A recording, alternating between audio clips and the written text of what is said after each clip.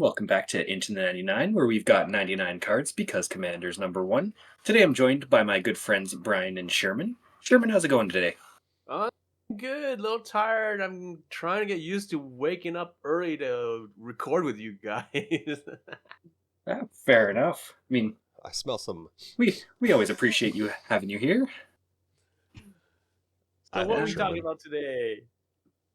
Brian, Brian, how are you doing today? Oh Oh, yeah, I'm doing great. right. We got Sherman back again. Yeah.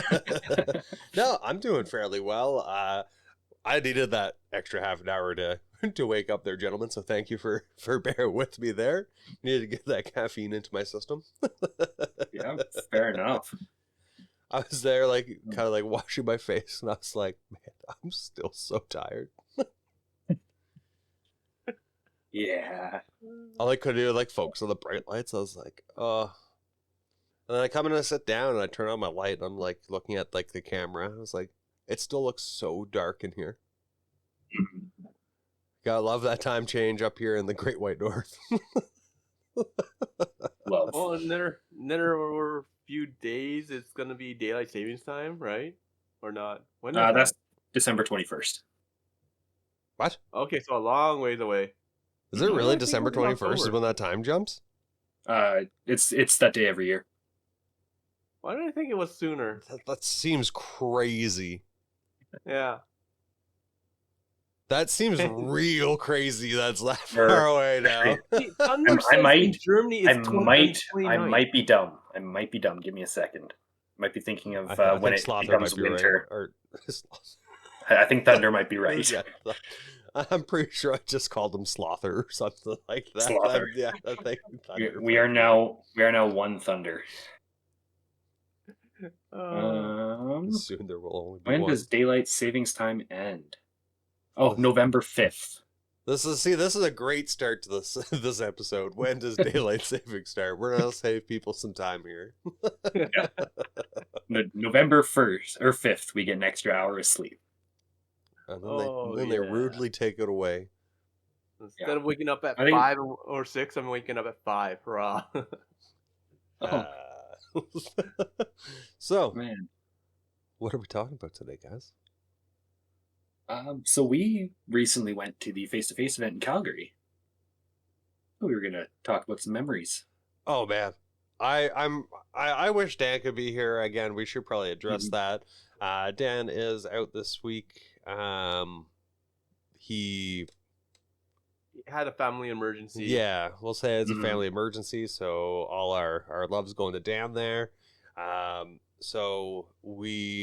I would love to have him here so we could get his input and everything in, but we didn't think we could let more time elapse because it's already been 2 weeks since the event, and we Yeah. thought it was something that we really did want to talk about. Absolutely, yeah. Yeah, And we had a lot of good interaction and whatnot, so yeah. yeah, so I guess I'm kind of really interested because me and Slothy have been to one already now. We went up to Edmonton and then we did Calgary. Sherman, you came back. You were there on the Saturday and you came back on the Sunday. How was it for you? Like, what are your first thoughts with kind of being there on the other side of the booth?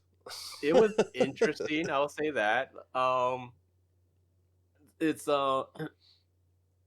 it was interesting, fun and weird at the same time. Like being on the other side is always weird, right? Mhm.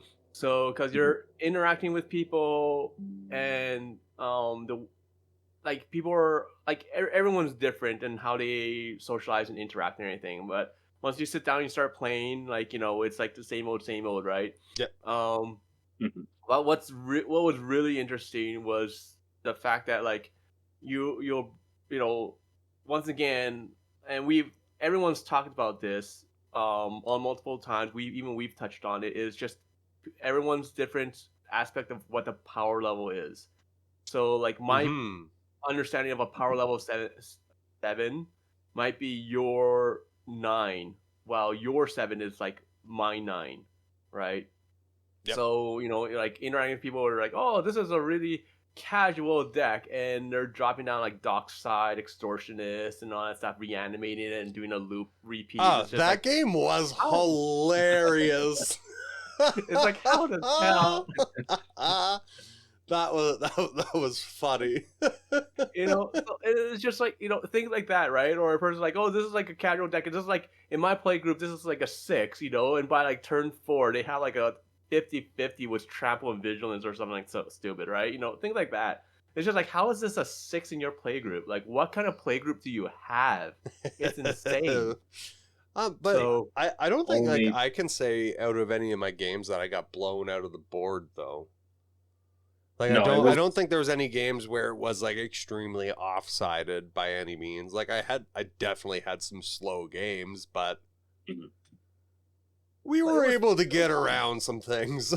Oh yeah, and like Yeah, people will it's see that and they'll tone it back, So, but yeah, it was good. I enjoyed it. It was nice to be at a Manenter event, a Magic event. Have been to one in a long, long time. So yeah, it was really interesting. And like I said, being on the other side of that table is really weird. What was your highlight? So, sorry. What was your highlight? Ooh, what was a highlight? I have one in my mind, and I'm kind of curious if it might be yours. I don't know. Like, there's there's so many things that were going on at that time. All right, so Um, mine is on Saturday. You probably had about an hour to an hour and a half conversation with a relatively new player, and that you one. were just dropping the chat prior to given stream chat with Thunder here. Like you were passing on like your knowledge to this new guy. Mhm. So like that to me, I was like, wow, it's like Sherman's like really into this. Like, so like that's what I kind of had as what I thought your highlight might be. That was a really interesting conversation. We won't go too deep into this just because but like the person came in, he like a lot of people they're like, oh, like I'm thinking about starting to stream and sell online and all that stuff. Like this guy had like a collection of Pokemon. And he was trying to get into Magic, so we're like giving him cards. We're having a friendly game, and I'm like, for those who don't know, like I left the podcast because of my job, and that was sales, online, right? So, and then this guy, he wanted to do basically the same thing. So I'm telling him like, look, here's the differences. This is what you have to do. You have to choose a direction of how you want to sell, and then for streaming, it's just like he keeps on saying like, oh, I'm thinking about this, I'm thinking about that, and I'm like, your biggest setback is the fact that you keep on coming up with excuses to You haven't say like started you're not yet. ready yet. Just do Yeah. it. Just bloody do it, And you go from there. My first stream sucked. Hands down sucked. The audio was bad. My camera wasn't set up well. Like I had copyrighted I don't have nothing in my music. background. Yeah, I don't have anything, right? But I'm just like, look, if I keep on saying that I'm gonna wait until it's perfect, I'm never gonna get it done. And now I've been streaming for like 3 months or so, Mhm. and like you just learn that it doesn't matter if you have good content, people will come back. Yep. They don't You care. have to be entertaining. Like that's the thing. As long Mhm. as you can find the person entertaining, Yeah. that's all. That's But it. other than that, like the next thing, like like watching, like I wasn't there on the Friday when you guys were playing, but you guys uploaded the video of Connor's deck. Oh yeah, his Bob Oh my Ross deck. goodness. Oh my goodness. Like I thought Slothy's sliver deck was brutal. And then I'm watching the gameplay and the interaction with Connor's deck. It's all layers. And I'm just like, what the heck? There's so many layers. Like I you would need have called this judge. my onion deck. Oh my It's like an onion. There's layers. You know what else has layers? Cake. Yeah, People love cake. That's very true. Everybody loves ice cream. Do you want ice cream? Yeah. Okay, you're volunteered. But yeah, like those are probably the highlights for me. So like Mhm. I really did another highlight I have to say was when we were playing and you chaos warped Slothy's creature. Oh, my Gale Rider, or not Gale Rider, my Mana Weft Sliver Yeah, into into the first sliver. We don't need to talk about this. That just hurt. That hurt. I'm like, you're supposed to help. It's like Obi-Wan in like Star Wars, right? You're supposed to be the chosen one. I tried to get rid of the flying problem, and no, I tried to get rid of him being able to just pump out all the slivers, and then I just gave him the biggest sliver. Here you go. And then I cascaded into another mana sliver. Yeah. Oh yeah. Wow. Yeah. It's Yeah. slivers. But what can be said? What can be said that hasn't been said already? I love that mug. Oh. This one? Yeah, that is an absolutely amazing mug. Heck yeah. So what about you guys? What are your guys' highlights? Yeah, please, Slothy. Like Slothy, what are your highlights? I mean, I think the big highlight for me was just kind of talking to everybody there, hanging out with friends. I really, really, really liked the Rogue's Passage people.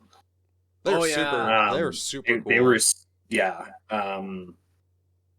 Getting some games in with them was fun. But trying out a bunch of new decks was awesome. Yeah, you're playing a bunch of Brian's decks too. Just try out. You're playing my Angel deck. I played one of Brian's decks, two of Brian's decks, just a bunch. Yeah, he even then was like, Brian, do you have the deck list? And I sent it on over to him, so I'm expecting to see an Angel deck here soon. Great. A Savala Angel, excellent build.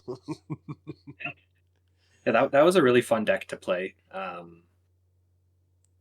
Parlay's fun. Yeah, I after Dan actually like recommended her as my commander, I've never looked back from having a Savala deck. Yeah, it must it's great be for done. Politics. Like you get extra life, you get extra mana. There are players though that look at it and go, I don't want you helping my opponents, so they will target her repeatedly. I have run into that once, but most people like the card draw. They're out to I don't want it. I don't want it. Well, you just negotiate with everyone else. Like, see, this person's picking on me, saying they don't want you to draw cards with my help. Therefore, the three of us. Yeah, exactly. We are a coalition until someone backstabs me.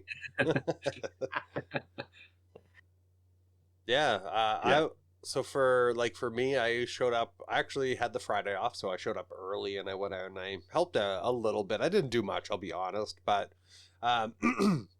one of the artists, Jeff, forgot, I guess, like some token trays, so he needed to run out to go and get some. So I helped him out with the drive, chat with him for a bit. Really fun guy.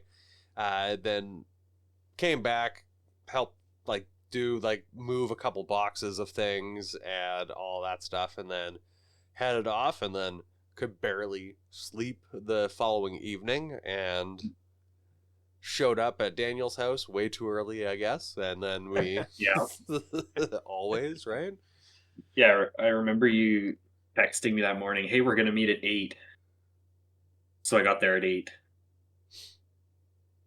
and then couldn't find you guys for a while. An hour and a half later. Wow. No. But yeah, then we got ready. We had our tables. We got set up. I'm pretty sure we got 2 or 3. I think we got some recorded games in. I can't remember if we actually streamed one or not.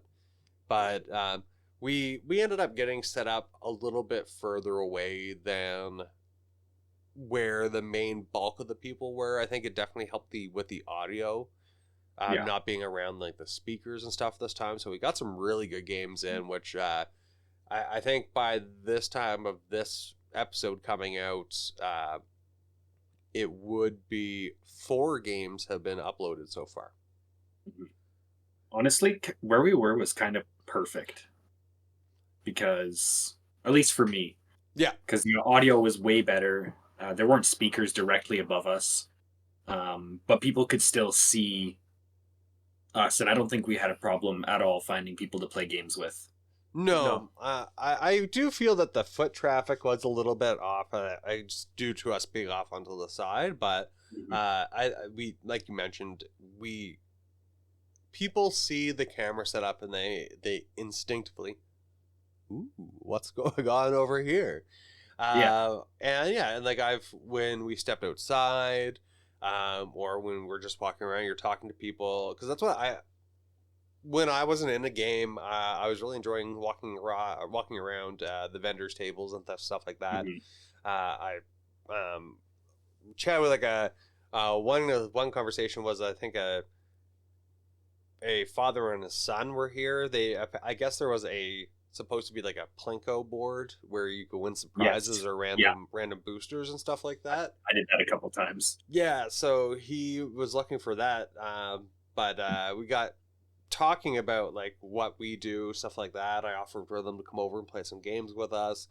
I just really enjoy kind of that networking, communicating with people.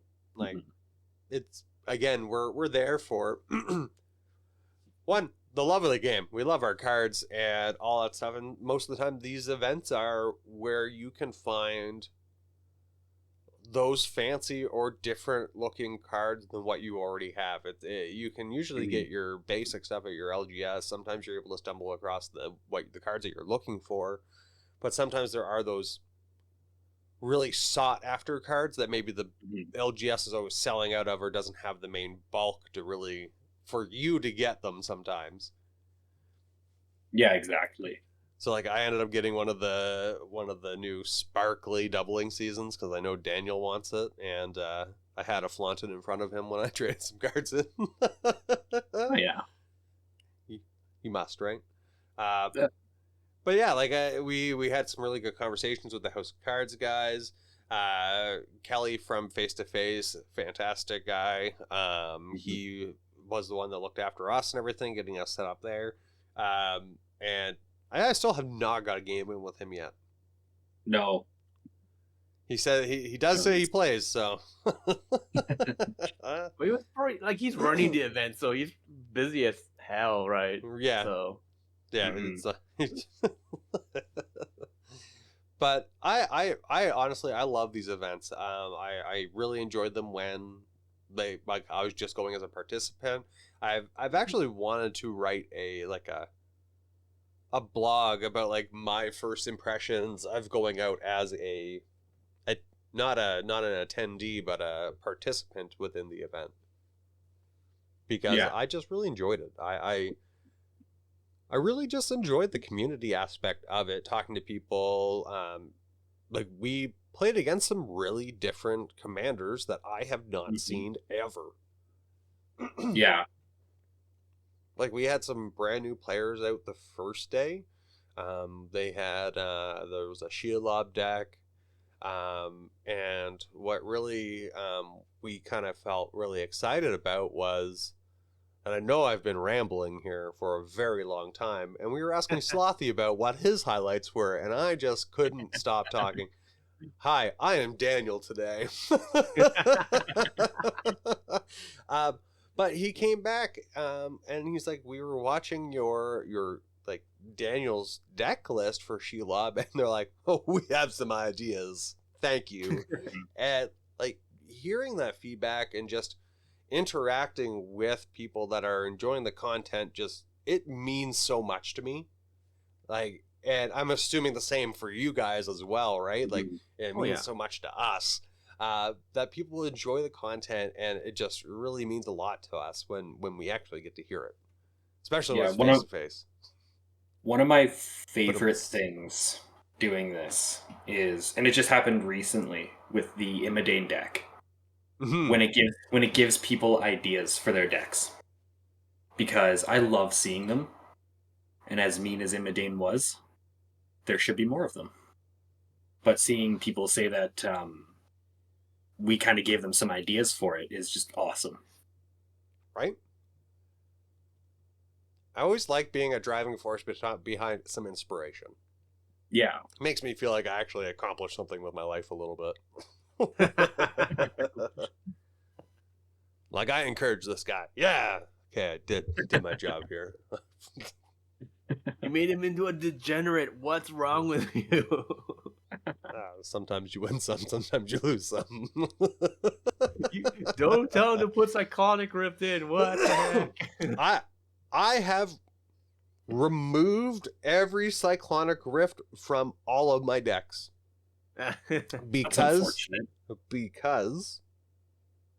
as soon as Daniel sees it, if it is revealed from the top of my library, I have to show my hand, or however he finds out, I am instantly target number 1. So I like living, so I'm going to. So I've removed it. Plus, it is a little bit of a crutch, so I do try to find a little some other ways to get around, or other ways to just not have to deal with it. That's fair. You know. But once again, like stuff like that just depends on your play group, right? And you just go from there. So if your play group just plays like high power stuff, then throw it in. If they play jank, then maybe tone it down a bit. Just use it for its actual 2-drop. I bounce that one thing. So yeah, Brian, or Slothy, did you have any other highlights? Honestly, just meeting a bunch of people was the biggest one. I really enjoyed that little interview that Brian and I did. I thought that was hilarious. Oh, yeah. And I haven't seen it anywheres. Yeah, no, I haven't seen it anywhere, but I messaged really Kelly fun. too. I was like, hey, out of curiosity, I would love to see it. Or like, if you could send us like the data, like I would love it, because if no one knows, it feels great being interviewed. You feel very important. 100%. So to give some context to everyone, someone from Face to Face approached us and they're like, hey, can we ask you guys a few questions and all that stuff? And Brian and Slothy are like, yeah, of course, so they did an interview and everything, and they're like, oh yeah, so the interview should be up like in like what, a week or so, or something, like on Face to Face. Yeah, they're from Face to Face. So, and that's what we're talking about for the interview. Yeah, they're asking us what our favorite like event, or what our favorite sets were, what we think of the community, or like the events and everything. And the answer was, again, the community. Like we both said, it's coming out, meeting new people, and just playing games. It's the fun of the game that really drives everything. Yeah, absolutely. If we didn't love this game so much, we probably wouldn't be spending an hour plus talking about preaching the good word of Magic the Gathering. I love all the memes. If you teach your kids how to play Magic, they won't have enough money for drugs. It's so true. Yeah. So true. Out of all the decks that you guys played this weekend, which ones did you like playing the most? Which ones did you have the most like fun interactions with? Not your slivers. I said ones that you played. Leave my slivers out of this. They did nothing wrong.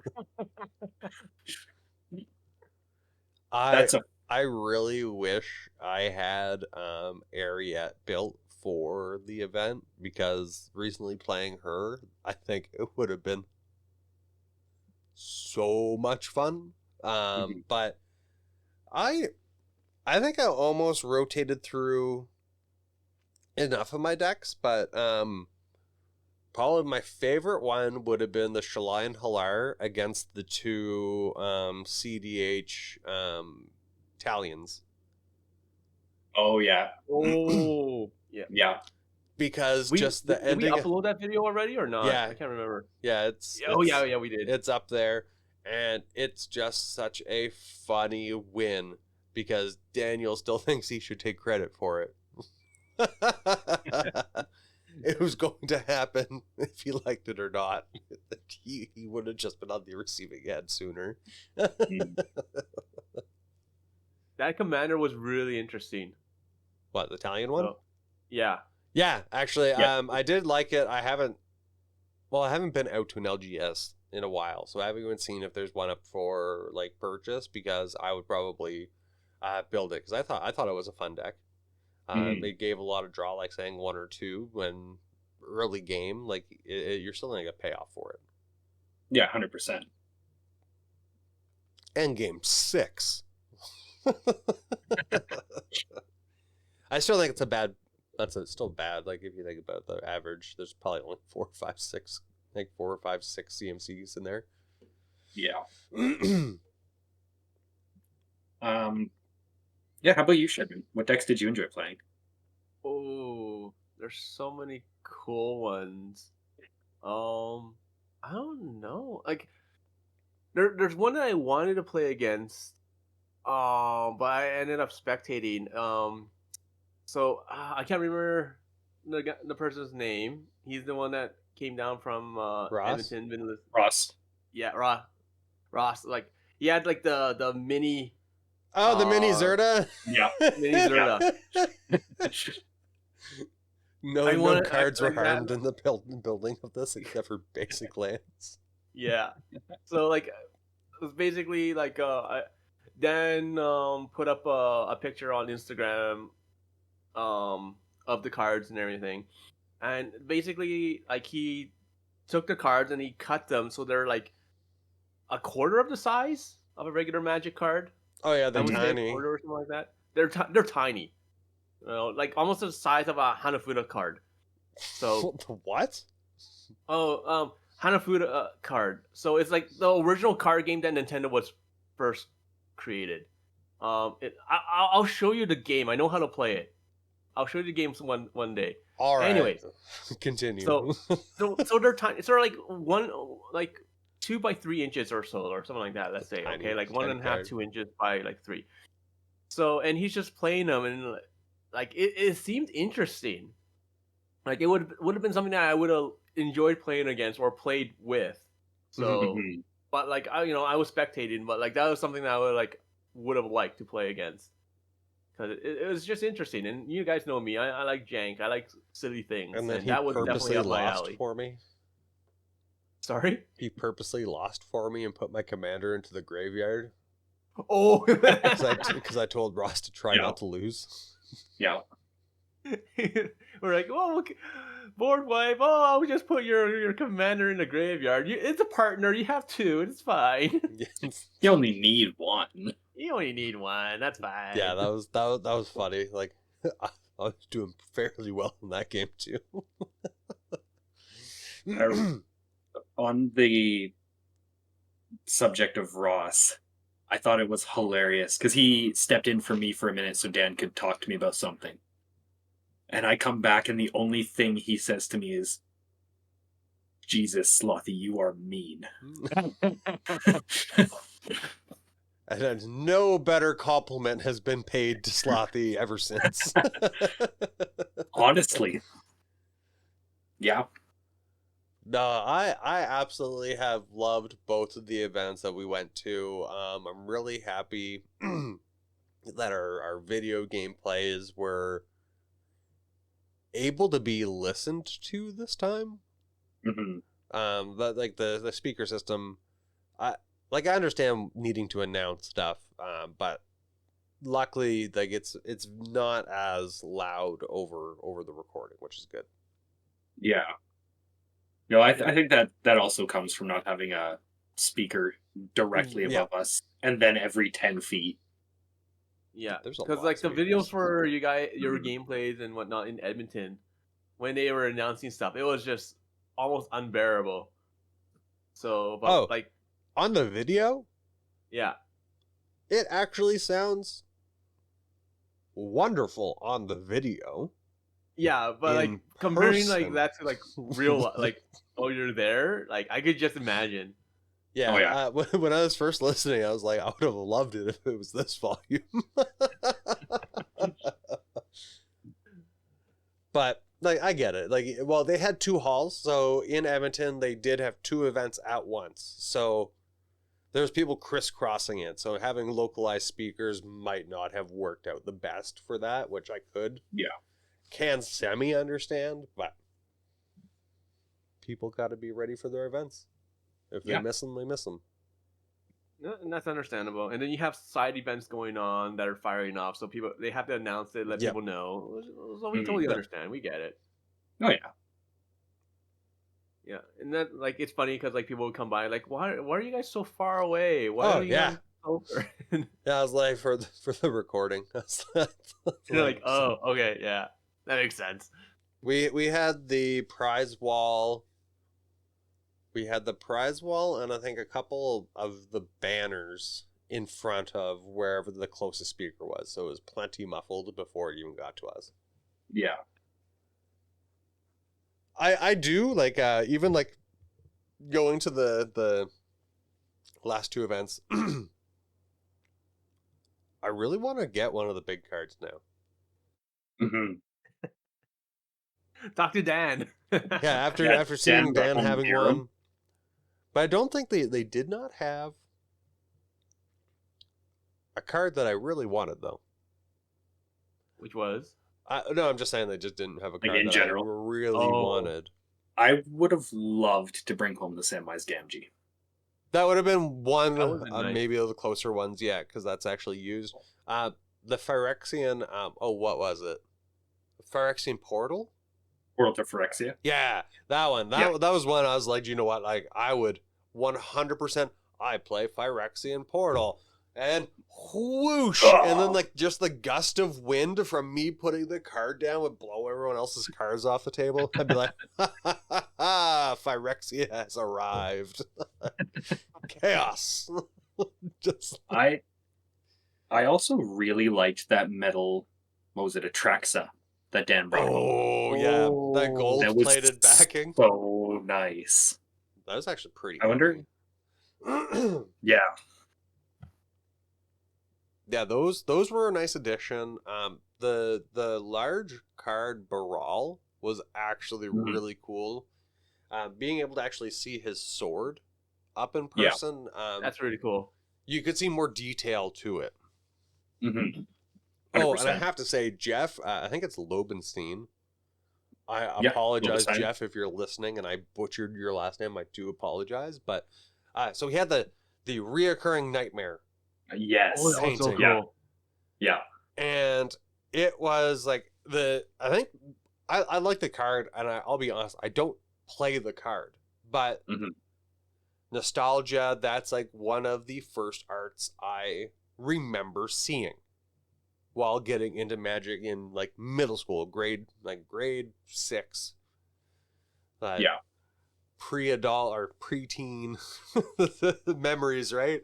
And then on the painting that he had there, he stitches in with like silver thread. I think he actually said it is silver. And each painting that he does, there's only one per show, and they're all different. And like he was listing off the different like languages that the symbols are from. So there's oh, sorry. No, go ahead. like he like there was like Egyptian trying to think, goldfish, just like a bunch of symbols, and then the goldfish like was the crackers. favorite thing. I was like, there it is. Yeah.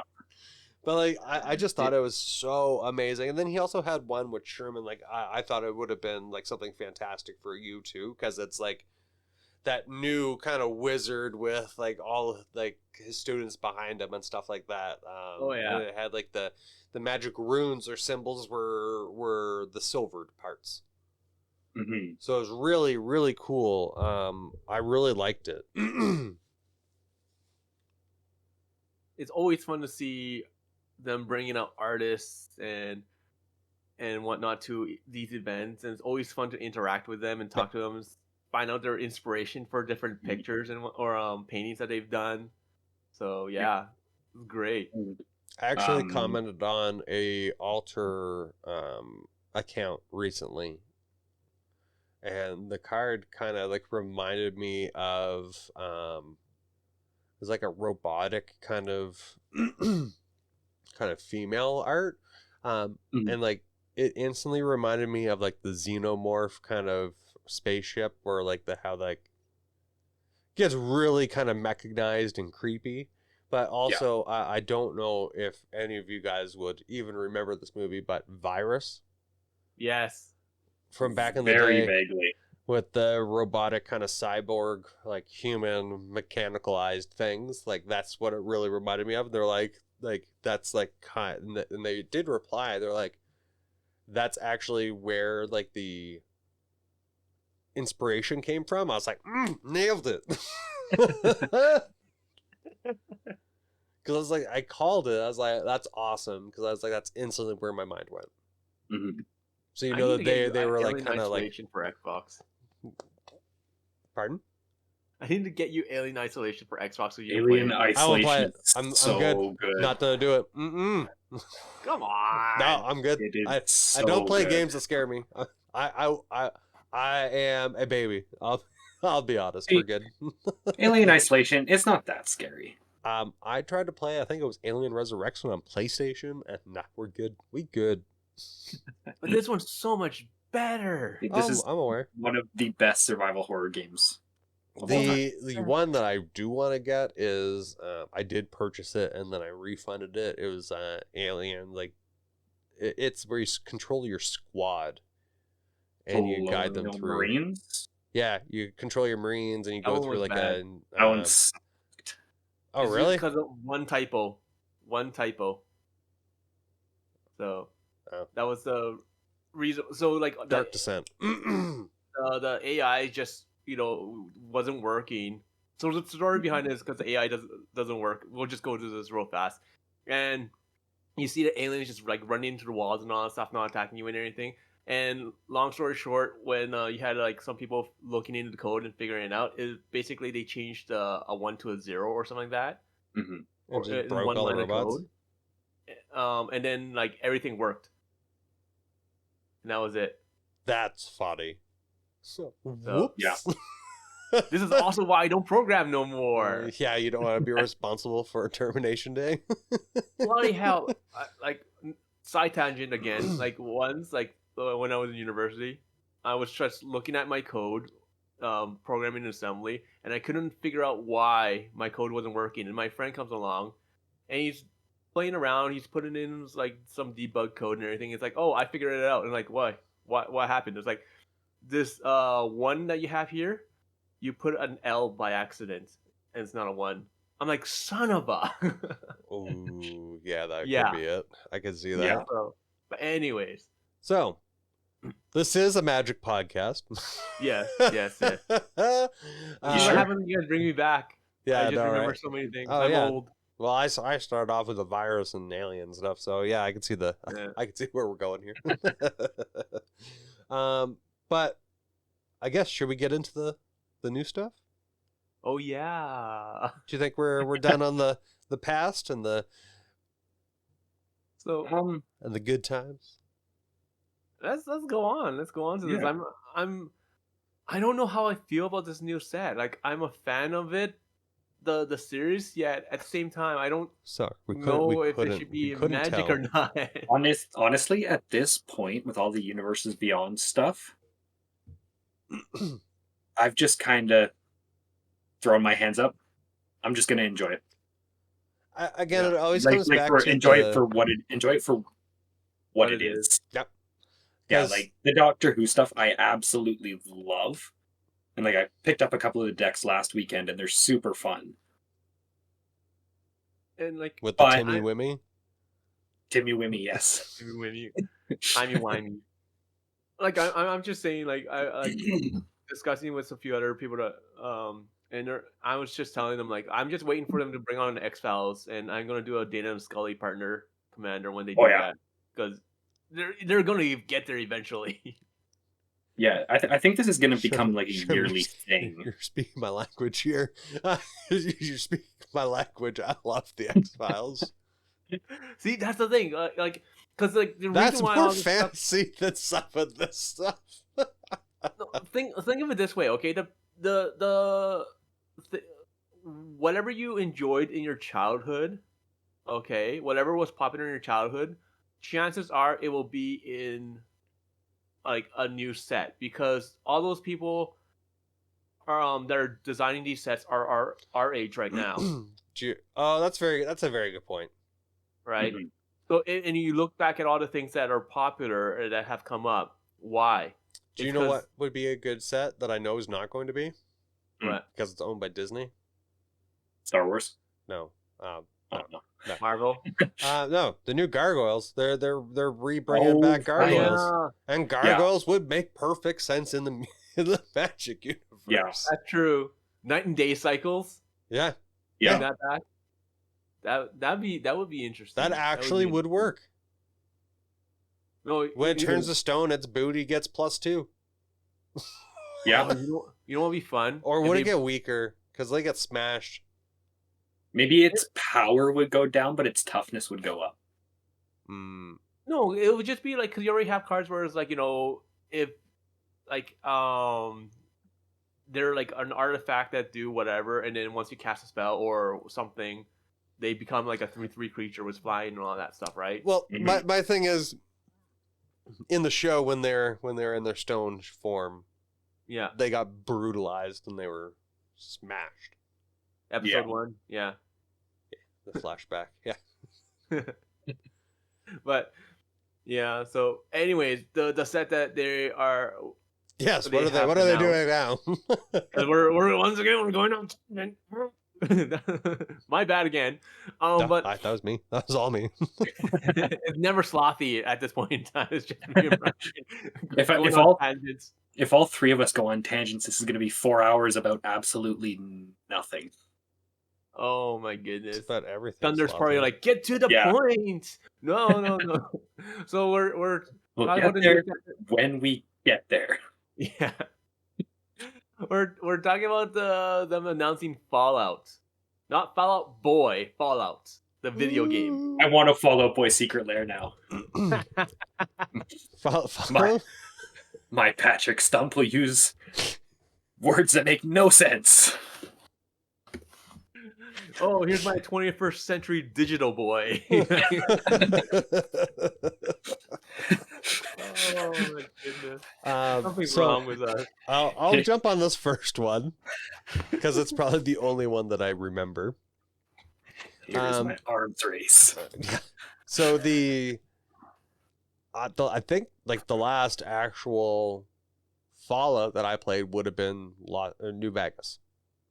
I think it was New Wow, Vegas, that's right? a long time ago. Yeah. That one just turned 13 I did. like 2 days ago. I did buy one of the newer ones. Did I play it? No. Do I know why? Because I love wasting money, apparently. But I remember the name Caesar because when like Daniel, he's like, he called it. Oh, what's the dumb game online that's like the build up and shoot and it's like PUBG? Build up and shoot. Fortnite? Yeah, there it is. Daniel called it Fortnite cards, and I was like, I'm not talking about this.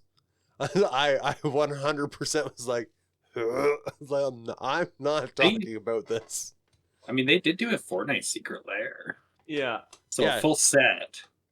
Yeah, well, he was like, you're going to talk about Fortnite stuff. I was like, no, I'm not talking about Fortnite stuff. I was like, you are starting to cross a line with me, Daniel, and I'm putting my foot down. But okay, Wait, they'll come up with a Nintendo one. We'll like have Peach and Mario and Luigi. that'd be great. I definitely would do that one. Okay, I should really. I What? wonder if I'm going to screw up video. Let's see. Nope, we're good. We're good. It looks fine. Okay, we got Caesar, Legion's Emperor. 1 red, white, and black. We got a legendary creature, human soldier, who's got a 4/4 body. Whenever you attack, you may sacrifice another creature. When you do, choose 2. create 2 1/1 red and white soldier creature tokens with haste that are tapped and attacking. I dislike that they're not human. There's a reason. I hate that they're not human. Because I can't feed them to my kitty. Mardu humans does not need any more support. I agreed. It needs to be white and red human soldiers, because I need to be able to put it into Trin and Sylvar, and I need to be able to have a token generation to feed them to my kitty. But then you draw a card and you lose 1 life. And Caesar's Legion Emperor deals damage equal to the number of creature tokens you control to target opponent. That part's strong. I really, really like this one. It's like even like baseline, you'll do 2 damage. Yeah. Because you can choose 2, so why not make 2 tokens and then deal damage? Yeah. It was like food, treasure, and clues. Well, actually, no, it's number of creature tokens. Never mind. Creature tokens. Oh, so did think of that. Haha. But yeah, no, that is no ducks and hoops for you, sir. Can you choose? You can choose the same one twice, because it doesn't say choose 2 different, right? Yep. Or can? So if you want first time around, you can. Doesn't it usually say you can choose the same mode more than once? Yeah, I think so. Like this one, you have to choose differently. Yeah, probably. Judge. Anyone that listens that has a judgeship, let us know. We do have some cool alt art for it though, as well. Yeah. I do kind of like that different kind of Fallout looking one. Art. Yeah. Talking about Pip-Boy. This Crucible of Worlds reprint is gorgeous. I love this like cartoonish style art. I always enjoyed that in the Fallout series. I enjoyed the animated little Fallout. I'm pretty sure I played the Fallout like bunker game on my phone. Oh yeah. Oh yeah, I played that as well, Survivor or whatever. Yep. That was fun. But this next new one, I think should have had partner. Agreed. Or partner with. Every Doge needs an owner. Dog meat ever loyal. Red, green, white for a 3/3 legendary creature dog. When dog meat enters the battlefield, mill 5 cards, then return an aura or equipment card from your graveyard to your hand. And whenever a creature you control that's enchanted or equipped attacks, create a junk token. And a junk token, it's an artifact. You can tap it to sacrifice and exile the top card of your library. You may play that card this turn, activate only as a sorcery. Woof woof. I like the bandana. Yeah. Such a good boy. I'm this interested partnered with Soul Survivor would have been great. Yeah. That's just easy to go into Ren and Siri. Yep. No, it's an interesting commander, especially like in those colors. Like you don't really mill too often, right? So like it's going to be interesting to see what kind of builds there are. Yeah. I feel like this is going to revolve a lot around like looting effects with the red, and then casting dog meat, because it doesn't have to be one of the 5 milled cards that you return. That's true. Yeah, also Caesar and dog meat are precon commanders. Oh, that's cool. Okay. Yeah. Oh. So are these next 2. No. These next 3? 3? I only see okay, never mind. I see the other one. I just gotta scroll down more. Please, Sherman, take this doctor. Yeah. Dr. Madison Lee. It's blue, red, white for a 2/3 human scientist. So this one I'm actually interested in, because whenever you cast an artifact spell, you get an energy counter. I am kind of happy that they're bringing out energy notorious for again. artifacts. Yeah. So, because like energy, like it was something that I always kind of wanted to play in Commander, but it was so weak because there's not enough energy. But like seeing this kind of makes me excited, right? So, but like whenever you cast an artifact spell, you get an energy. You can tap it, pay 1 energy. Target creature gets +1/+0 and gains trample and haste till end of turn. The trample's Or you can rough. tap, pay 3 energy to draw a card, or you can tap and pay 5 energy, return target artifact card from your graveyard to the battlefield tapped for 5 energy, man. That's so dope. So this is something that I'm kind of thinking about building. Please, I think it would be really interesting to see. Yeah. My only downfall is these are energy tokens. I don't have green in here to double it, but I do have white, I guess. So you get your you can put Mondrak, Anointed Procession. But the thing is, so you're in blue, and blue had a bunch of like big creatures that dropped like 5 or 6 energies when they enter the battlefield. So you just blink that. Gotcha. Okay. Oh yeah, you are in blue white. You can do a whole lot of blinky shenanigans. Exactly. Right. Sure, they cost a lot to come out, but you're casting artifacts. Most of the time, there's going to be ramp. Right. True. So Soul Ring, Arcane Signet, Sky Diamond, Fire Diamond. Diamond. Yeah. Arcane Signets, all that good stuff. Throw that's very true. Oscar. Sacrifice your artifacts and exile and bring back more copies, stuff like that, right? Yeah. Oh, because wow. Wow. Now you're starting to see it. Please, Sherman, yes, please, you must build it now. So, but it is whatever you cast, though. Not it's whenever you cast an artifact spell, right? But for 3 mana, like it's a cheap commander. It's just like it's limited by the pips. That's true. So, but for 3 mana, like that's early on in the game, and then after that, you're like every time you cast like a ramp artifact, a mana rock, you're just getting these energies. That's very true. So like, who cares? So you're in blue and red, so you're drawing, discarding. White brings back a bunch of stuff. So they can be artifact creatures. Like imagine like a Worm Coil Engine. You discard a Worm Coil Engine, you bring it back. Okay, so. Oh yeah, that's very true. White has a lot of stuff to bring stuff back. Or like even if you've got some, like say Ashnod's Altar, you can do some fun stuff with like Mere Battle Sphere. Yeah. Clark Clan Ironworks. Yeah, KCI. Well, I'm just trying to think because you want to get your artifacts back to your hand. But it doesn't matter because like even if you do that, okay, like you can go infinite with a Nim Death Mantle. Yeah. Right. So get out of here talking about going infinite. This is blasphemy.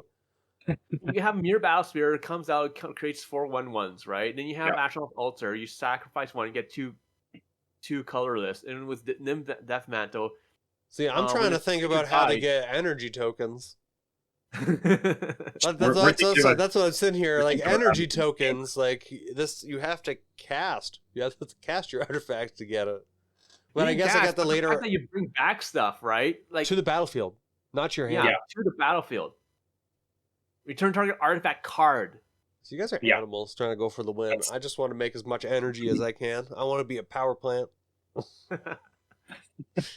So, anyways, maybe I need to be that power plant later on. I need to power plant the next guy. He's a giant TV. Really hope that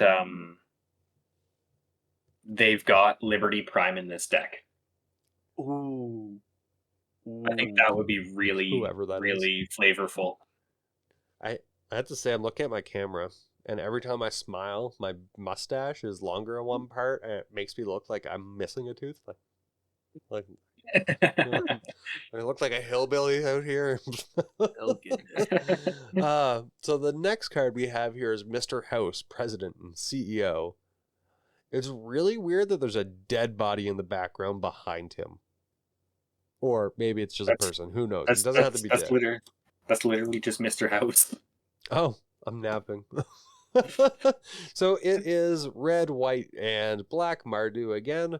Legendary artifact creature, human. Whenever you roll a d4 or higher, create a 3/3 colorless robot artifact creature token. If you rolled a 6 or higher, instead create that token and a treasure token.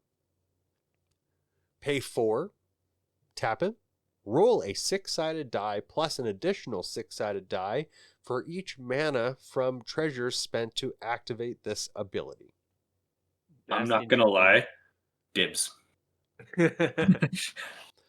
I think Daniel might have already on the phone with me, but you guys can argue that one.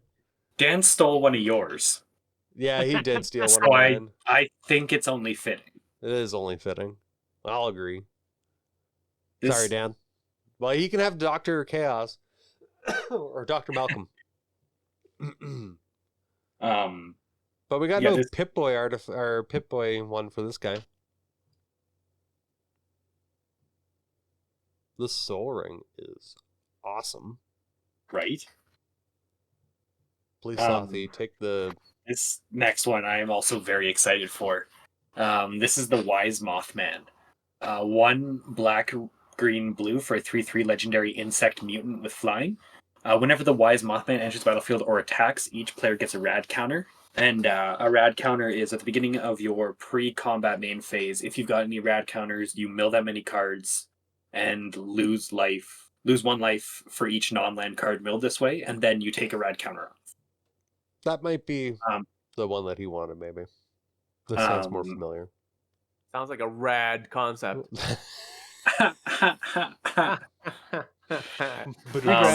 And then, whenever 1 or more non-land cards are milled, put a +1/+1 counter on each of X target creatures, where X is the number of non-land cards milled this way. That seems like fun. Not gonna lie, that seems like fun. I'm terrified, but I want to know more about this guy's story. I know he's gonna eat me, but please tell me more. Well, back in the day, after there was a disaster, a few people saw what they thought was a Mothman in the bridge. Oh, yes, I do remember the Mothman story. But I like the fact that they have rad counters. That seems really, really cool. Like a nice way to mill. And it can be dangerous because if you have too many, you're going to mill yourself out and lose too much life. Mm-hmm. So it's, it's in your best interest to have a rad counter, but like not have them too many, and they do go away, which is kind of cool. 1 per turn, right? So, yeah, and and you're in colors where you can bring stuff back constantly, right? So I think that's just off the everyone was going to be like, oh, let's throw in Modrofa. Yeah. So I think Bruvac is also really good for this deck. Ooh, get out of here. Bruvac. What's that one? There was a hideous laughter. There's so many good crabs. Things. There's what is it called? Maddening Cacophony. Yep. So then you can have everybody mill half their library. The fish. And then with Bruvac, that's just everything. And the fish. The fish. The fish that hits, they mill. Yeah. I have a problem with the next card, though. Which one? And I have a problem with the card that they have in the next series, too. The Jurassic Park one, even though I love it. You can't throw Alpha. I have to see another Deathclaw somewheres in this set. Or this is just the Deathclaw. If I have nothing to say, hey, this is the Alpha Deathclaw, it's better than the other Deathclaw, it's just a Deathclaw. If I can't compare size it. Deathclaw. 4 black green creature lizard mutant. Menace trample 6/6. When Alpha Deathclaw enters the battlefield, it becomes monstrous. Destroy target permanent. And it has monsters 4 for 5 black green. Just 1 more than it seems to.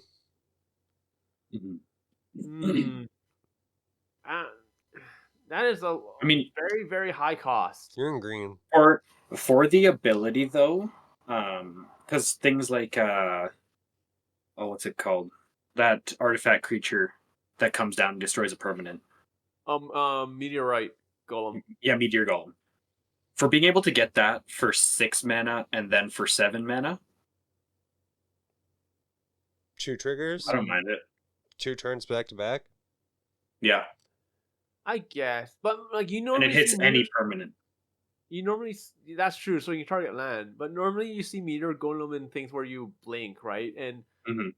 like green black, you don't really have that.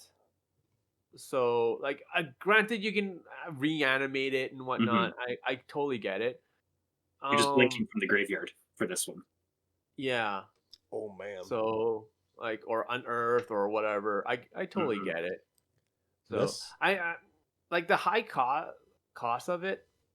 I'm iffy. Like it has menace and trample, and like if you make a monster, so it's like a 10/10 with menace and trample. Yeah. So I can kind of see that. You should maybe if they threw in death touch, I'd be more excited. Yeah. Yeah. So this next card is disgusting. We got Feral yeah. Ghoul, 2 and a black creature, zombie mutant, menace, or the good old Manache. Whenever another creature you control dies, put a +1/+1 counter on Feral Ghoul. When Feral Ghoul dies, each opponent gets a number of rad counters equal to its power. This is solid. That's a very bad time. Pretty solid. That's pretty solid. I'm going to be playing this. Do you know that goes instantly in a Marin deck? Yeah. Oh. And I'm considering putting that in my Ellis Ilcor deck. Yeah, no, 100%. Because if I have, like, say, 20 counters and a doubling season out, it dies, I move 20, or it's 20 power, I put... then I put 40 counters, 40 rad counters onto you guys. I find it more interesting the fact that like with this it doesn't even care about the counters, it just cares about its power. So like let's say Feral Ghoul's being targeted and it's gonna die. Let's say you throw in something stupid like Howling Mine. Or not Howling Mine, Howl from Beyond. Right? So it's like X in a black, instant, so if you pay 6 into it, it gets +6/+0. Yeah. Or end of turn, right? So it becomes an 8/2 instead. Each opponent gets 8 rad counters. Or even if you're playing black-green, you could just throw in Colossification. Yeah. Or throw in something like... Actually, wait, Berserk is only for attacks, isn't it? Yeah. Yeah, you could throw in like unnatural growth. Yeah, things like that. Even like a stupid giant growth. And draw. It. Right. Like think of it. Just even a the giant Ozolith? growth. Okay. The Ozolith, yeah. Ozolith would be nice, but it like comes even out. just I move to my attack. I move the +1/+1 counters that were on my Ozolith onto this guy. But think of how many rad counters everyone will have and how long it takes. Okay, so that, like with a giant growth, that's gonna be 5 rad counters. So that's 5 cards milled plus 5 damage, and then it's gonna be 4. So that's going up to 9 damage you've taken from it. Plus you build 9, then 3. So that's 12 overall. Unless you bring it 2, back 14. each turn. Like, I could see this being a staple now in a Muldrotha deck, in a politics deck. Or not politics, but... Hear me out here. Or a token deck. Yeah. Imagine making copies of the Feral Ghoul. Oh, gross. Okay. So, like, how would the host it? Yeah. Or something like that. Okay. Or you're in blue, make a copy with like, have Orvar, right? The all form. Target Feral Ghoul. Just make copy after copy after copy after copy. Right. So if you board wipe and there's like 4 of them out there, and each one's like 2 power, fine. It's still 8 rad counters that everyone's getting. So now it's like 8. Then next turn 7, so that's 15 cards milled, plus they've taken 15 damage. Then 6. Okay, so that's 21 damage that you've done, plus 21 cards you've milled overall. So it's very, very, very dangerous. I think the only thing that saves this from being completely cracked is that you'll only lose life for each non-land that you mill. Yeah. Which I mean, in my case, I'm still screwed. However, I should not be running 32 lands in my 5-color slivers. That is very true. That is very true. But my slivers are the mana. It still works. But that's what I would do with this ghoul. I would find a way to like make copies of it again and again and again, and like even Rite of Replication. Yeah. So, or like throw it on a mimic bat. Yeah. Right? Who cares? You guys are evil. Yeah. So... What? What? Can you imagine like bringing it out with a mimic bat every single time? We've been on one card for way too long. Okay, even though I love this card. The next broken card I see right away is Radstorm. Yes. Okay. 3 in a blue for an instant speed card that has Storm and Proliferate. How stupid is that? Okay. Mm-hmm. Green Sky at Night, Ghoul's Delight. I love it. I love it, love it, love it, love it. It's like let's face it, if you're in a storm deck, you can storm easily, right? But like imagine like you're in a Traxa or something like that, okay? And you're like, even if your storm count is at like 3, which is very, very easy, all right? And then you throw this down, that's gonna be up to 4. So you proliferate 4? Are you kidding me? Sounds juicy. Also, and I currently have a spot open in my Atraxa deck. This is so mean with the rad counters. Exactly. This is just stupid. I think this card is gonna be easily like a stupid expensive card. It's almost like Fierce Guardianship or like Deflecting Swat. It's gonna be like a staple. In all honesty, for anything that has counters where you can storm and proliferate off, it's going to be a staple now. This is one of the strongest cards I've seen in a long time. Speaking of strong cards, one that I'm absolutely in love with right now is Vats. 2 and double black for an instant. It's got split second. Choose any number of target creatures with equal toughness. Destroy the chosen creatures. That's so cool. This is 4 mana. Shut down your token deck. Yeah. Shut down a lot of decks, actually. Yeah. That's amazing. It is so good. And the fact that it can't be interacted with. Yeah, because split second. Is so good. Wow. That's the thing. Split second is what makes this card. Well, they would have 100%. to... Well, hopefully... I guess split second... If you cast it and there's nothing else on the stack, yeah, they can't do anything about it. But if I remember correctly, say there's 3 other spells on the stack and then you do Vats. Yeah. They can still respond to the spells prior to that, correct? Yeah, so like you would have to... They just can't do anything after first. The split second. Yeah, so you have to let the bat resolve first, and then you have those other 3 spells, and then you can respond to those 3 spells. Oh, gotcha. Never mind. No, unless it's like a special. Yeah, as long as it's on the stack, players cannot cast spells or activate abilities at all. Yeah. So, but it comes down to like things like Ashnod's Ulcer or Phyrexian Ulcer. Those ones you can still activate, even though they're activated abilities, they're mana abilities, and mana abilities are special abilities. Same thing with Morph. Gotcha. Right? Yeah. So, but if you have something like Altar of Dementia, then you can't do that because that's not a mana ability. And that is an activated ability at the same time. Yeah. So I feel that Sherman should take the one that's directly below the Vats one. But I was looking at that. I wanted to mention that. But before we'll end the episode on that one there, Sherman, because we're getting there. I want to just quickly mention one of the cards that I thought looks super fun, and it is over encumbered. Yeah. It's 1 and a white, enchantment aura, enchant opponent. When an over encumber enters the battlefield, enchanted opponent creates a clue token, a food token, and a junk token.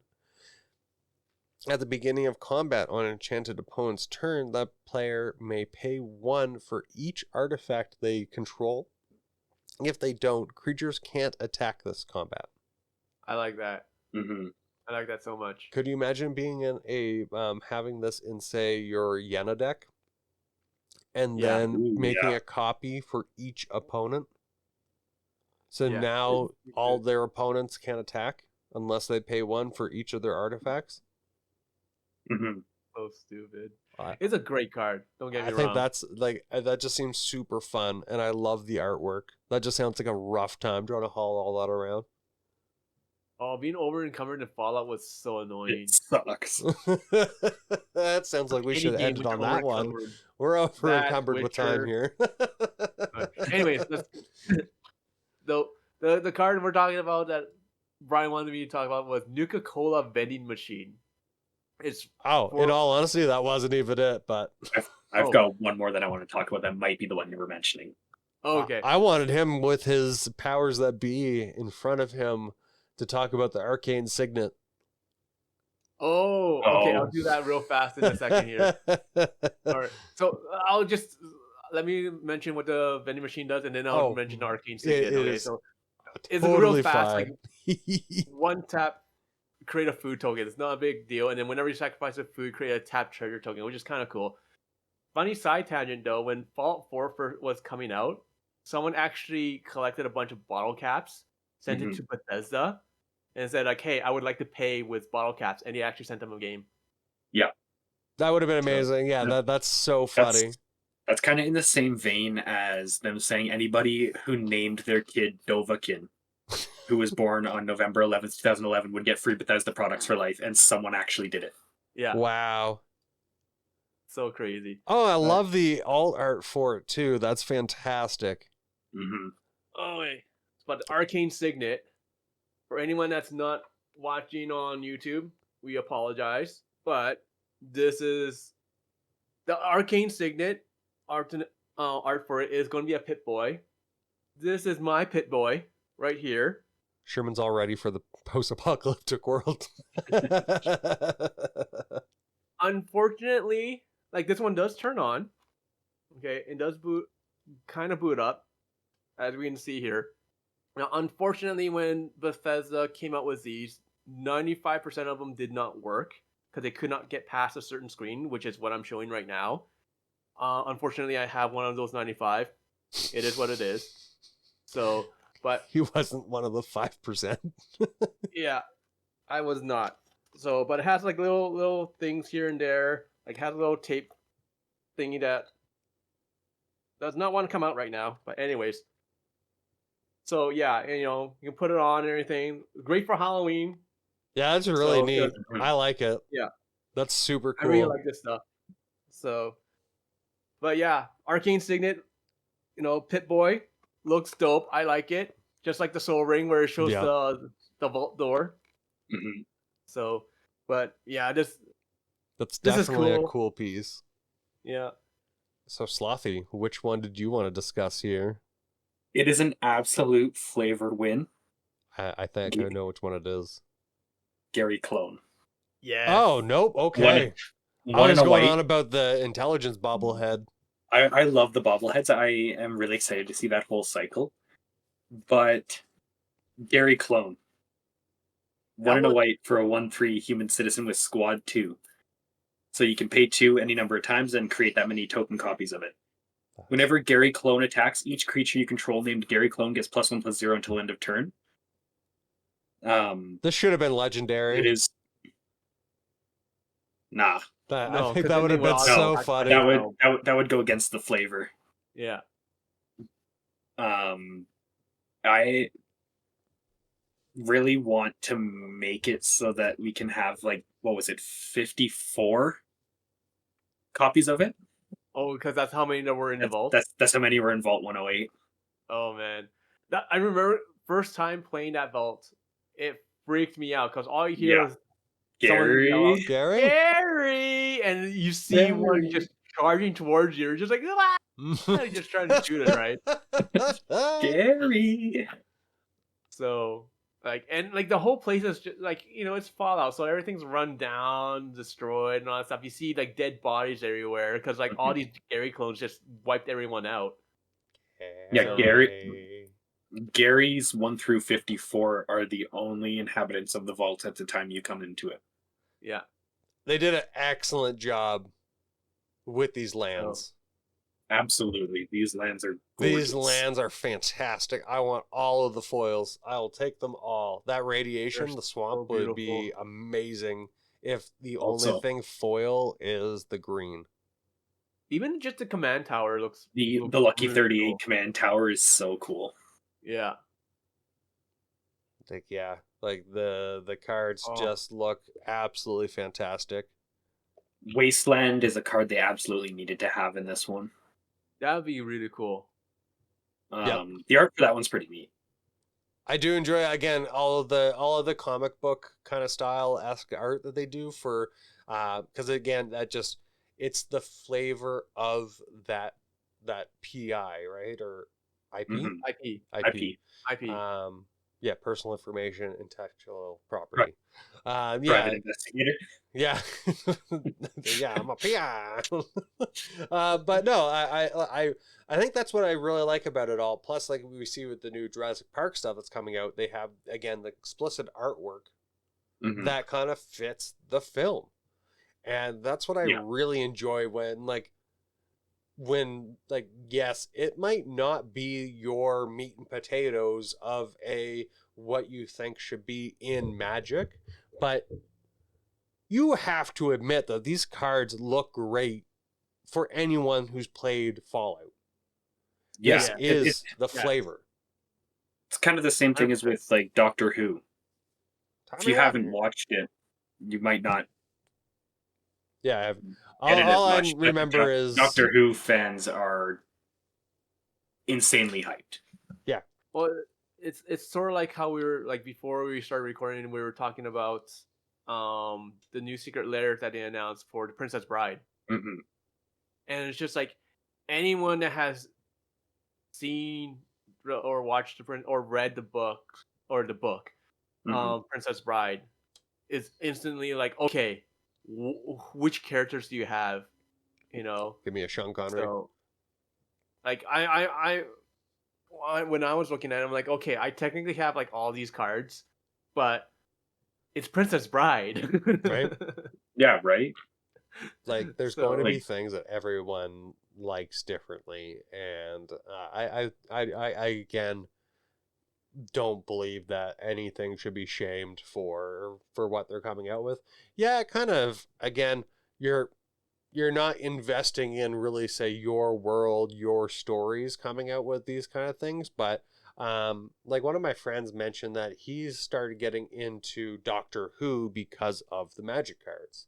So I Yeah. think that we're going to have basically that, I'm going to say it, and I know it's not going to be the right words for it, the cross-contamination, but I don't mean it as such. That we're going to have fans coming from one side or the other, Magic fans getting into Doctor Who, or these, or Fallout, and Fallout fans getting into Magic. And I think that's what's going to just keep bettering our community. Yeah, 100%. And with that, guys, I want to say thank you from the bottom of my heart, and I'm sure all of these guys, thank you for listening in today for our discussion on our thoughts and highlights of the Calgary face-to-face event and the new Fallout set there. Is it just Commander decks? Or is it like I think it's going to be like the Doctor Who ones, so where there's Commander the decks and Commander collector's decks boxes? and the collector's boxes, but the collector's boxes are only going to have like alt arts of the cards from the Commander decks. I prefer that. Yeah, if I'm yeah, spending my honestly. money, I want the alternative art. Being able to like buy all four, like decks and have them all be completely playable and have every card in the set, because there's like 290 new cards Yeah. in the set. Golly. Yeah, that's not a lot, and you know what? That's a splash of the Fallout universe. I like it. I think that's a good way of going around it. Yeah. But with that, guys, we want to say thank you for listening in. Remember, you can find all of our content at intothe99.com. We have excellent articles written by our listener right now, Thunder Emperor Command. You can find all of his articles on intothe99.com. You can find all of our YouTubes on there. It's all linked, and everything that we come out with. Currently, I know the next face-to-face event will be December 9th, I believe. I don't know if we'll be there yet. I'm sure that we will let you guys know in the future here as we get closer. Who knows? We might just be there playing games. Or realistically, that's what I'm going to do. Yeah, I usually typically go just to play games. Yeah. Meet new people. Spread the word of mouth. Always good to get out there, say what we're doing. Yeah. As always, if you see us, come say hello. We love interacting and meeting our fans and just people who love Magic. Absolutely. I can't remember if I'm missing anything. If you please. Go on.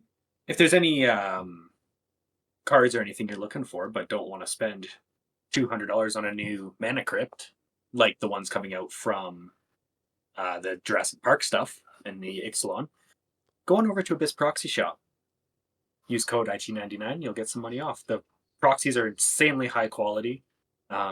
I order from them myself, and I've never been disappointed. There you go. And especially good if you have unlike expensive and you don't want to sleeve it up. Just use a proxy. That's a great way to preserve it. Exactly. And unlike some experiences I've had with ordering from online card stores, these ones actually show up. Luckily, I've never had cards never show up, but that would be rough. I have had it happen twice in a row from ordering from the one site. Wow. Yeah. Yeah, that's rough.